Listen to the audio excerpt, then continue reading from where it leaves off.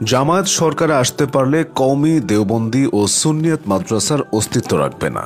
জামায়াতে ইসলামীকে নিয়ে এভাবেই বলেছেন হেফাজতে ইসলাম বাংলাদেশের আমির শাহ মুহিবুল্লাহ বাবুনগরী। তারই মন্তব্য নিয়ে তৈরি হয়েছে বিতর্ক। তবে এই প্রথম নয়, এর আগেও জামায়াতে ইসলামীকে নিয়ে বিভিন্ন মন্তব্য করেছেন তিনি।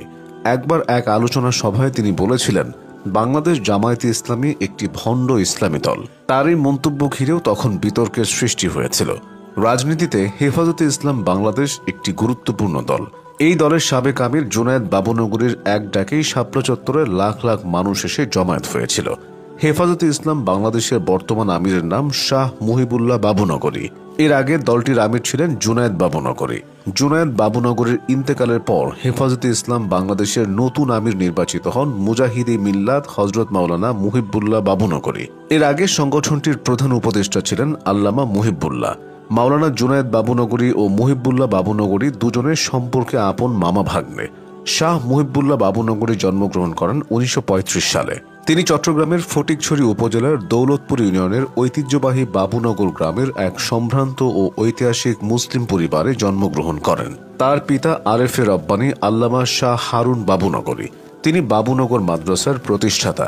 মুহিবুল্লাহ বাবুনগরীর শৈশব কাটে সম্পূর্ণ এক দ্বীনী পরিবেশে। বেশিরভাগ সময় তিনি পিতার সঙ্গে মাদ্রাসায় কাটাতেন। মাদ্রাসার ধর্মীয় পরিবেশে থাকতে পছন্দ করতেন তিনি। হেফাজতে ইসলামের বর্তমান আমির নাজেরা খানা থেকে অষ্টম শ্রেণী পর্যন্ত জামিয়া বাবুনগরে পড়াশোনা করেন। এরপর তিনি দারুল উলুম হাটহাজারীতে ভর্তি হন।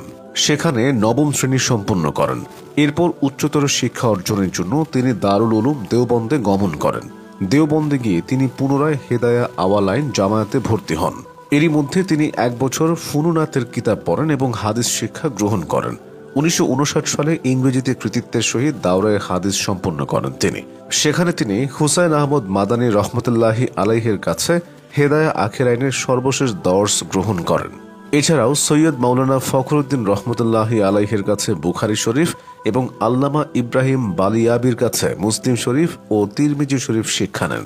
দারুল উলুম দেওবন্দ থেকে দেশে ফেরার পর বাবুনগরী তার পিতা আরেফে রব্বানী আল্লামা শাহ হারুন বাবুনগরীর তত্ত্বাবধানে পরিচালিত আল জামিয়াতুল ইসলামিয়া বাবুনগরের শিক্ষক হিসেবে নিযুক্ত হন। পরবর্তীতে তিনি জামিয়া বাবুনগরের নায়েবে মুহতামিমের পদে অধিষ্ঠিত হন।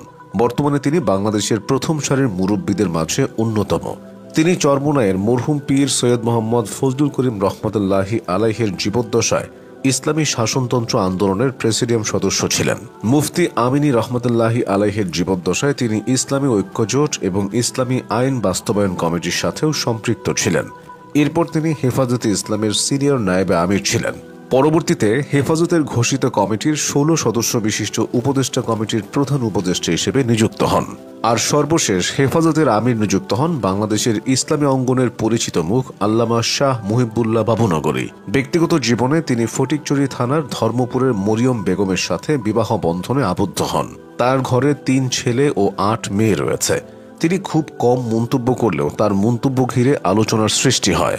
সম্প্রতি আমিরে হেফাজত আল্লামা মুহিবুল্লাহ বাবুনগরী বলেছেন, যারা দেশে ইসলামী বিধান প্রতিষ্ঠার কাজ করছেন হেফাজতে ইসলাম তাদের সাথে আছে, আগামীতেও থাকবে। তার ভাষায়, জামায়াতে ইসলামীকে আমি কোনো ইসলামী দল বলে মনে করি না। তাদের মাধ্যমে দেশে ইসলাম কায়েম হবে বলেও মনে করি না। আর তার এমন মন্তব্য ঘিরে দেশের রাজনৈতিক অঙ্গন এখন উত্তপ্ত।